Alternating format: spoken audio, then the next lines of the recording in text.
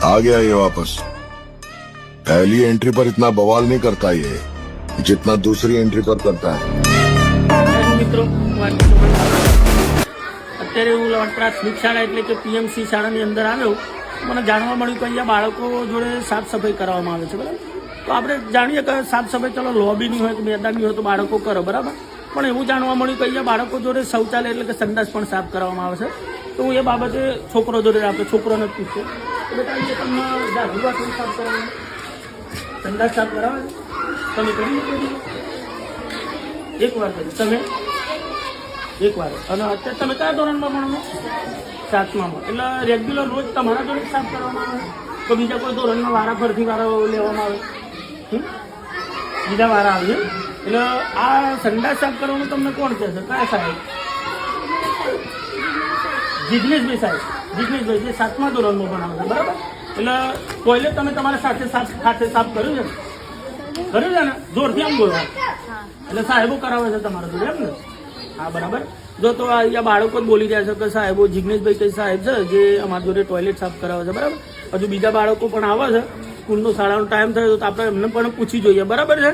પછી આગળ હું વાત. આચાર્ય બેન, તમારા ક્લાસ ટીચર તમારા જોડે જો આ રીતે જાગૃત બાથરૂમ ટોયલેટ સાફ કરાવતા હોય તો તમે કહી શકો છો, કોઈનાથી ડરવાનું નહીં, બરાબર. જો તમે આ રીતે જાગૃત બાથરૂમ સાફ કરતા હોય, બીમાર પડો તો દવાના પૈસા તમારા મમ્મી પપ્પા કાઢશે, કોઈ સાહેબ નહીં કાઢે. અને અહીંયા આપણે ભણવાઈએ છીએ, બરાબર.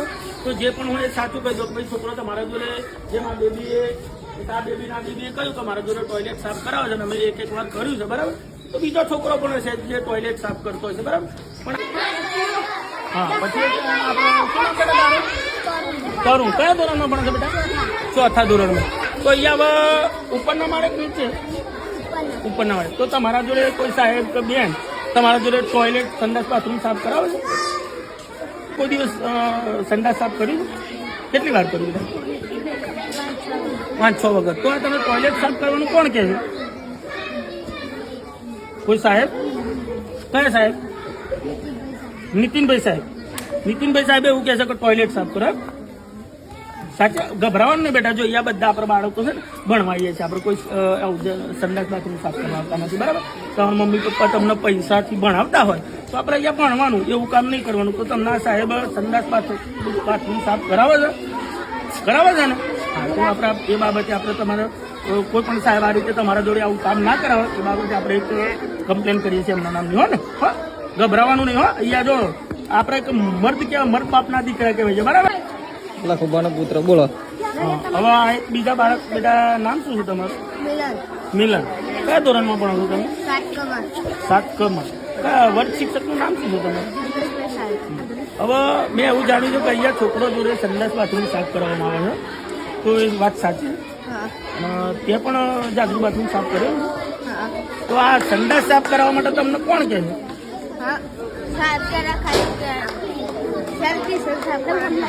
સેનેટાઈઝરથી એમ કે અંદર છાંટવાનું એમ અને પછી સાફ કરી દેવાનું. તે પણ આ રીતે કરેલું છે? આ તો બને તારી ઈચ્છા નહીં હોતી ને આ બધું સાફ કરવાની?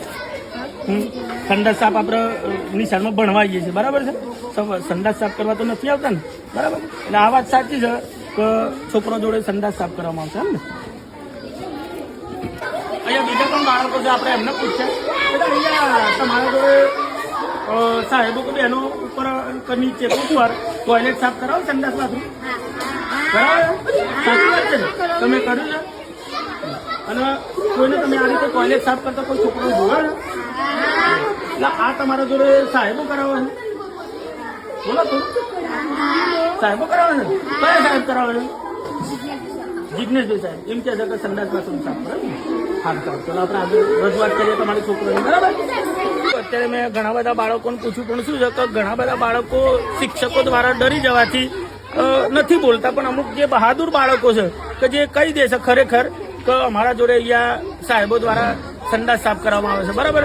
તો આ એક શરમજનક વાત છે કે અહીંયા બાળકો જોડે ચાલો મેદાનની કે લોબીની સફાઈ તો બાળકો કરતા હોય, આપણે પણ કરેલી છે, પણ આ રીતે જાગૃત બાથરૂમ ટોયલેટ સાફ કરાવવું શિક્ષકોએ એ યોગ્ય નથી એમ. તો આપણે જોઈએ છે આની તપાસ કરીને પછી આગળની ઇન્ક્વાયરી કરીએ, બરાબર. જય હિન્દ, જય ભારત.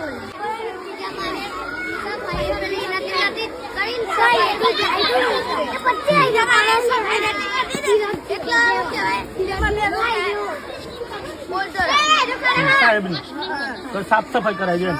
એટલે છોકરો જોડે કરાય છે તમે સંડા સાફ કરો હા હા આમ ફૂલ જોરથી બોલ બેટા હા એટલે કયા સાહેબ તમને આવું સંડાસ બાથરૂમ સાફ કરાવે છે સોનલબેન એટલે તું કેમ ભણે છે બેટા ચોથામાં શું નામ છે આપણું મિત્તલ એમ એટલે સોનલબેન તમારી જોડે સંડાસ સાફ કરાવશે સારું આપણે તમારી કમ્પ્લેન કરીએ એટલે તમારી જોડે આવું કામ નહીં કરાવો હા અને ડરવાનું નહીં બેટા હા ભણવા જઈએ આપણે એ સાફ સફાઈ કરવા હા બેટા તો શું નામ છે તારું ચિરાગ અને કયા ધોરણમાં ભણે છે 8માં તો અહીંયા સાહેબો મેં જોયું છે સાંભળ્યું છે કે સાહેબો અહીંયા છોકરા જોડે સંડાસ બાથરૂમ સાફ કરાવે છે તો વાત સાચી છે તો આવું તમને સંડાસ બાથરૂમ સાફ કરવાનું કોણ કહે છે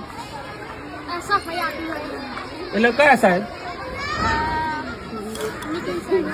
અહીંયા નીતિન સર કયા ધોરણમાં ભણાવે છે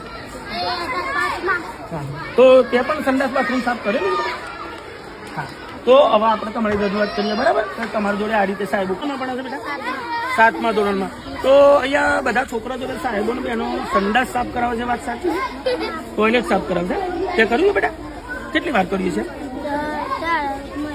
મહિનો તો તને દર વખતે આ રીતે બેન કે સાહેબ દ્વારા સંડાસ સાફ કરવામાં આવે તો કયા સાહેબ કહે છે તને આવું કોઈ બેન કે સાહેબ તો ભાઈ બેટા સંડાસ સાફ કરી દેવું કયા સાહેબ જિજ્ઞેશભાઈ સાહેબ એમ સરસ સરસ કશું વાંધો નહીં આમાં આપણે તમને ફરિયાદ છે ને એમના ઉપર અધિકારી કરી દઈએ છે બરાબર એટલે તમારી જોડે આવું કામ નહીં થાય બેટા શાબાશ બહાદુર છે હાલે શું નહીં કરે તો કાલ તો પોતો તો પાત નામ શું કહેતો શું કરતો સાહેબ પેલા વચ્ચે બોલે કેવા તે એ બેન ને તુંદાર ફોરવા ચાલ પડે